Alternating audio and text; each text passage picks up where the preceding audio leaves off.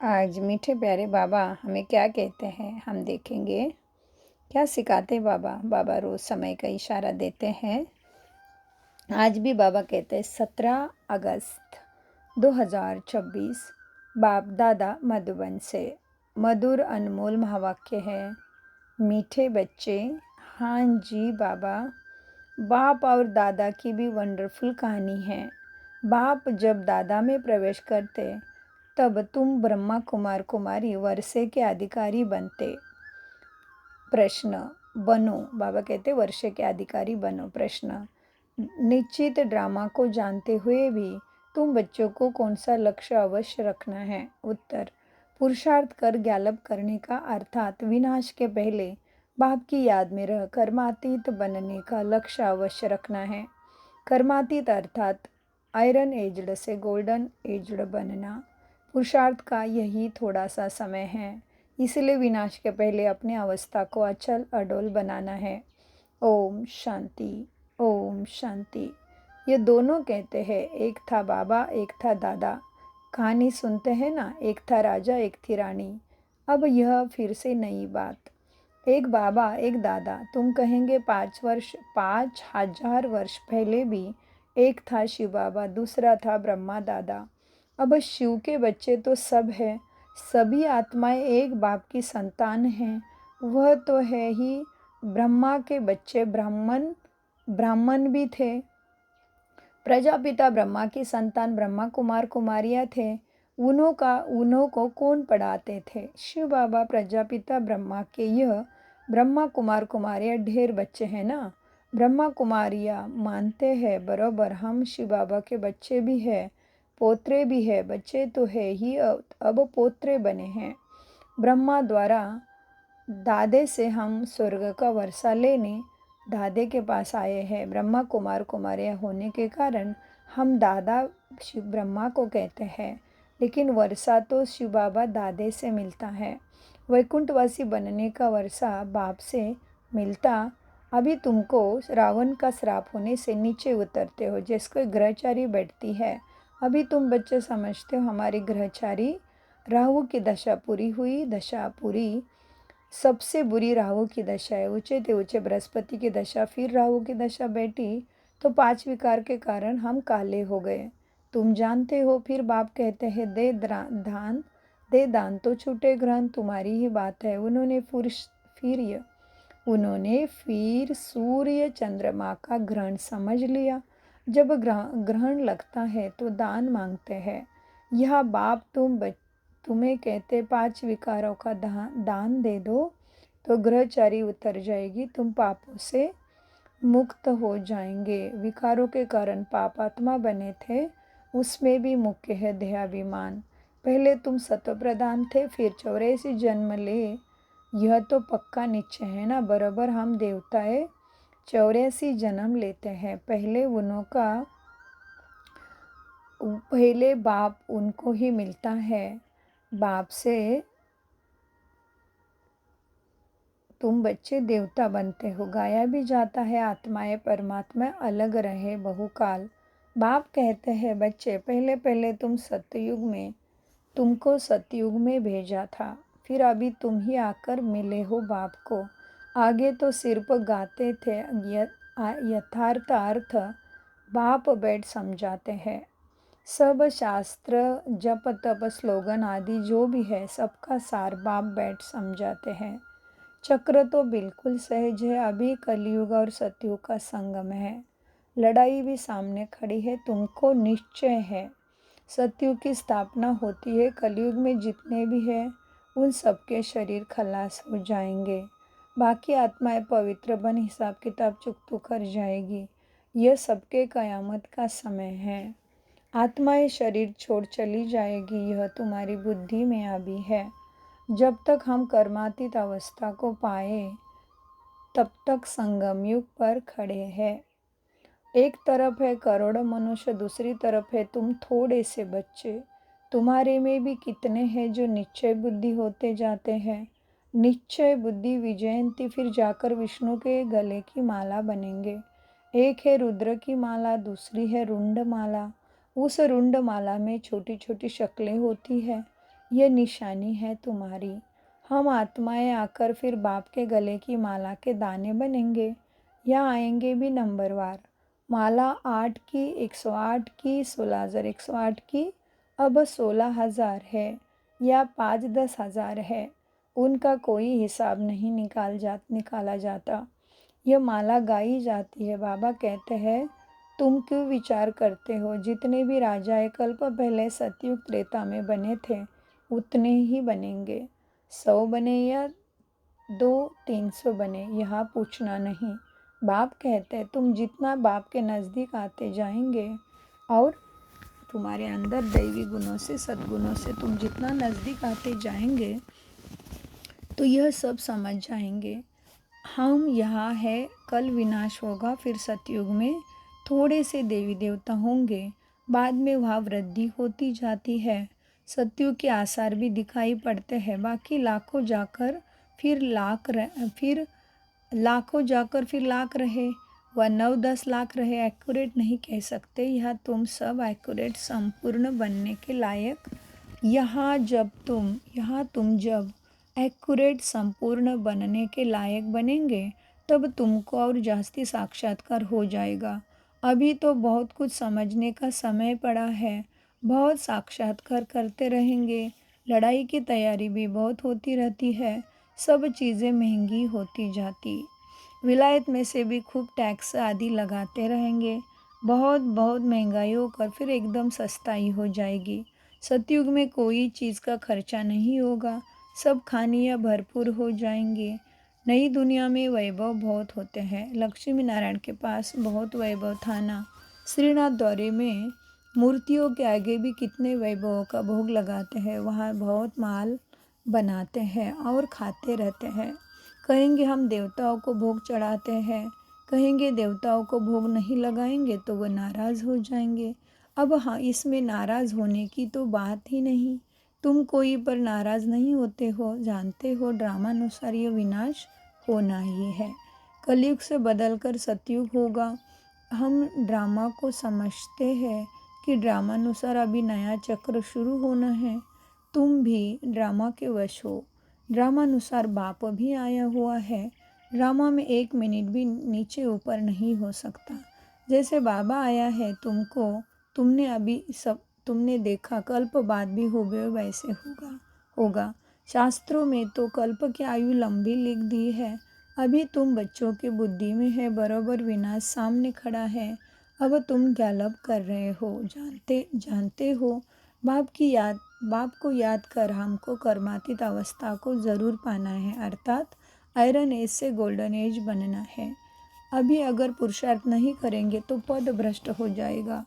यह आत्मा है, अभी तुम पतित बन गई हो, यह भी जानते हो। बहुत किस्म के आएंगे जो और धर्म में बदल गए, वह निकल कर आते रहेंगे बाप के पास, अपना पुरुषार्थ करेंगे वर्षा पाने के लिए। ब्राह्मण धर्म में आकर फिर देवता धर्म में जाएंगे। ब्राह्मण धर्म में नहीं आएंगे तो देवता धर्म में नहीं जा सकते। ब्राह्मण दिन प्रतिदिन वृद्धि को पाते रहेंगे, देखेंगे विनाश सामने आ गया है, यह तो ठीक है, फिर वृद्धि होती जाएगी। ब्राह्मणों का झाड़ वृद्धि को पाकर फूल हो जाएगा, फिर वापस जाएंगे, देवताओं का झाड़ बढ़ेगा। अभी तुम संगम पर राजयोग सीख रहे हो। इस संगम को कल्याणकारी युग कहा जाता है। संगम का ही गायन है। गंगा सागर का मेला दिखाते हैं, वह सब है भक्ति मार्ग।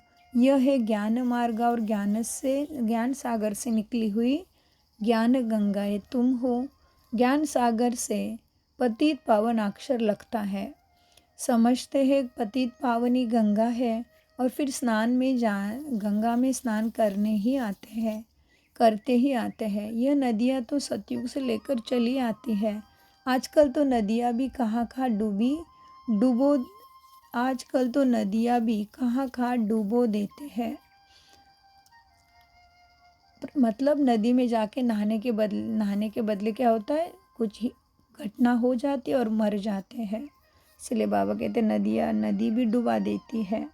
प्रकृति भी तमोप्रधान, सागर भी तमोप्रधान हो पड़ा है, माना जल तत्व और सारे तत्व बाबा कहते तमोप्रधान हो पड़े हैं। सागर थोड़ी सी उछल खाएगा तो सब कुछ खलास कर देंगे।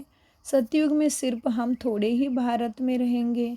यमुने के कंठे दिल्ली फरिश्तान थी, फिर बननी है सतयुग में थोड़ी ही जीवन आत्माएं रहती है, फिर धीरे धीरे आते जाते हैं। अभी है कलयुग का अंत, कितने ढेर मनुष्य हो गए हैं। बेहद का नाटक है जिसको अच्छी रीति समझना है। भले कोई अपने को एक्टर समझते भी है। कल्प पहले 5000 वर्ष का यह किसी को भी पता नहीं। कहाँ 84 जन्म, कहाँ 84 लाख। अभी तुम रोशनी में हो, तुमको बाप से वर्षा मिलता है। बाप कहते मन मना भव। बाप को याद करना है। शिव भगवान वाच महिमा, भगवान की महिमा में और देवता की महिमा में बहुत फर्क है। बाप जो नई रचना रचते हैं उनकी महिमा है सर्वगुण संपन्न। अभी तुम ऐसे बन रहे हो। बाप की महिमा और इनकी महिमा में रात दिन का फर्क है। यह है राजयोग। गाया भी जाता है भगवान राजयोग सिखाते हैं। वह है निराकार, तो ज़रूर निराकार से साकार में आना पड़े। भगवान की इतनी महिमा है तो ज़रूर आना पड़े। उनका जन्म दिव्य अलौकिक है और किसका दिव्य जन्म नहीं गाया जाता। यह भी बच्चों को समझाया है। एक होता है लौकिक बाप, दूसरा है पारलौकिक बाप, जिसको ही भगवान कह याद करते हैं, और तीसरा है अलौकिक बाप। यह भी वंडरफुल बाप है। जब पारलौकिक बाप बच्चों को अडॉप्ट करते हैं तो बीच में यह अलौकिक आ जाता है। प्रजापिता ब्रह्मा में कितने ढेर बच्चे हैं। शिव बाबा आकर ब्रह्मा द्वारा तुमको अपना बनाते हैं। कितने ब्रह्मा कुमार कुमारियाँ बनते हैं। लौकिक बाप को तो कितने ज़्यादा से ज़्यादा 8-10 बच्चे होंगे। अच्छा, शिव बाबा भी है पारलौकिक बाप, उनके अनेक बच्चे हैं। सभी आत्माएं कहती हैं हम ब्रदर्स हैं। अब इस संगम पर फिर अलौकिक बाप ब्रह्मा मिलता है। यह ज्ञान तुमको वहाँ नहीं रहेगा। प्रजापिता बाप ब्रह्मा बाप मिला ही तब है जबकि बाप आकर नई सृष्टि रचते हैं। तो यह अलौकिक जन्म हुआ ना, इनको कोई समझ नहीं सकते। वह लौकिक, वह पारलौकिक, और यह है संगम युगी अलौकिक बाप। लौकिक बाप तो सतयुग से लेकर होते आए हैं। पारलौकिक बाप को वहाँ कोई याद नहीं करते। वहाँ होता ही एक बाप, हे भगवान हे परमात्मा कहकर याद नहीं करते हैं। फिर द्वापर में जब भक्ति मार्ग शुरू होता है तो बाप 2 होते हैं। संगम पर है 3 बाप। प्रजापिता ब्रह्मा भी अभी मिलता है। अभी तुम उनके बने हो। जानते हो यह अलौकिक बाप है। अभी तुम इन बातों को अच्छी रीति जानते हो और याद करते हो। अपने को आत्मा समझ बाप को याद करो। सतयुग में याद करने की दरकार ही नहीं। दुख में पारलौकिक बाप का सब सिमरन करते हैं। यह तो बिल्कुल सहज बात है। सतयुग त्रेता में 1 बाप होता है, द्वापर में 2 बाप होते हैं। इस समय तुम अलौकिक बाप के बच्चे बने हो, जिस द्वारा तुम वर्षा लेते हो। तुम बच्चे ही ब्राह्मण बनते हो, जो फिर देवता बनेंगे। विनाश भी तुम्हारे को ही देखना है। जो तुम इन आंखों से देखेंगे। बॉम्ब छोड़ेंगे, मनुष्य तो मरेंगे ना। जापान में भी बॉम्ब छोड़ा, देखा ना कैसे मनुष्य मरे। अब यह लड़ाइयाँ लगती रहती है। खुद भी कहते हैं हम तंग होते जाते हैं। 10-10 वर्ष तक भी लड़ाई चलती रहती है। बॉम्ब्स में तो चपटी में सेकंड में सब खलास हो जाएगा। चिंगारी लगती है तो शहर के शहर नष्ट हो जाते हैं। यह तो बॉम्ब से आग भी लगनी है। तुम बच्चे जानते हो बाप आए ही है स्थापना स्वर्ग की करने और नरक का विनाश कराने। तो ज़रूर यह सब होगा। पुरुषार्थ करने का अभी समय है। माया घड़ी घड़ी तुम्हारा बुद्धि योग तोड़ देती है।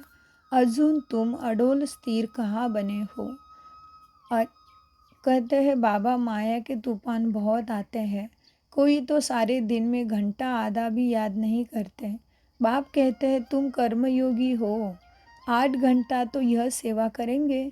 8 घंटा याद कर सको इतना पुरुषार्थ करना है। याद करते रहने से विकर्म विनाश भी होते जाएंगे। इसको ही योग अग्नि कहा जाता है। यह है मेहनत मन बुद्धि से। गृहस्थ व्यवहार में रहते सिर्फ याद करना है। यह भी बाबा बतलाते हैं कि जिन्होंने गृहस्थ छोड़ा है, बच्चे बने हैं, वो भी इतना याद नहीं करते हैं जो घर में रहने वाले और ही जास्ती याद करते हैं।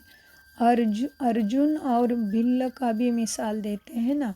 मेहनत है बाप को याद करना और चक्र को समझना है। महाभारत लड़ाई भी ज़रूर लगेगी, सतयुग में थोड़ी ही लगेगी। तो तुम बच्चों को अंधों की लाठी भी बनना है। सबको रास्ता बताना है कि बाप को याद करो, चक्र को याद करो, स्वदर्शन चक्रधारी बनो। अच्छा, माता पिता मीठे मीठे सिक्के दे बच्चों प्रति माता पिता बाप दादा का याद प्यार और गुड मॉर्निंग। रूहानी बाप की रूहानी बच्चों को नमस्ते। हम रूहानी बच्चों की रूहानी बाप दादा को याद प्यार गुड मॉर्निंग। नमस्ते प्यारे बाबा, नमस्ते। हम हैं आत्मा अभिमानी स्थिति में स्थित रह के सर्व गुणों से सच्ची गीता ज्ञान को समझते, धारण करते और कराते। धारणा के लिए मुख्य सार है कम से कम 8 घंटा याद में रहने का पुरुषार्थ करना है। अपनी अवस्था अचल अडोल रखने के लिए याद का अभ्यास बढ़ाना है। गफलत नहीं करनी है। यह ड्रामा बिल्कुल एक्यूरेट बना हुआ है, इसीलिए किसी पर भी नाराज नहीं होना है। निश्चय बुद्धि बनना है। वरदान बाप दादा सद्गुरु के रूप में मुझे पवित्र फरिश्ते के सम्मुख आते हैं और मेरे साथ साथ सभी के ही सिर पर हाथ रख के बाप दादा वरदान देते हैं। तोड़ना, मोड़ना और जोड़ना, इन तीनों शब्दों की स्मृति द्वारा सदा विजयी भव। तोड़ना, मोड़ना और जोड़ना, इन तीनों शब्दों की स्मृति से सदा विजयी भव। कितना वंडरफुल वरदान है। देखो विस्तार में, सारा पढ़ाई और शिक्षा का सार यह 3 शब्द है। क्या? कर्म बंधन तोड़ने हैं। अपने संस्कार स्वभाव को मोड़ना है, माना रियल गोल्ड बनना है। अपने संस्कार स्वभाव को मोड़ना है और एक बाप से सर्व संबंध जोड़ने हैं। ये 3 शब्द संपूर्ण विजयी बना देंगे। तोड़ना, मोड़ना और जोड़ना, ये 3 शब्द संपूर्ण विजयी बना देंगे। इसके लिए सदा यही स्मृति रहे कि जो भी इन नयनों से विनाशी चीज़ें देखते हैं वह सब विनाश हुई पड़ी है। उन्हें देखते भी अपने नए संबंध, नई सृष्टि को देखते रहो तो कभी हार हो नहीं सकती। स्लोगन योगी की निशानी है सदा क्लीन और क्लियर। कितना सुंदर है, देखो स्लोगन। क्या? योगी की निशानी है सदा क्लीन और क्लियर। ये अव्यक्त इशारे अपवित्रता के बीज को भी समाप्त कर संपूर्ण स्वच्छ पवित्र बनो। अगर ब्राह्मण जीवन में संकल्प में भी अपवित्रता व अमर्यादा आ जाती है तो तख्त नसीन के बजाय गिरती कला में अर्थात नीचे आ जाते हो। कोई विकर्म नहीं हुआ लेकिन व्यर्थ कर्म भी हुआ तो पश्चाताप के बजाय महसूसता की स्टेज होती है।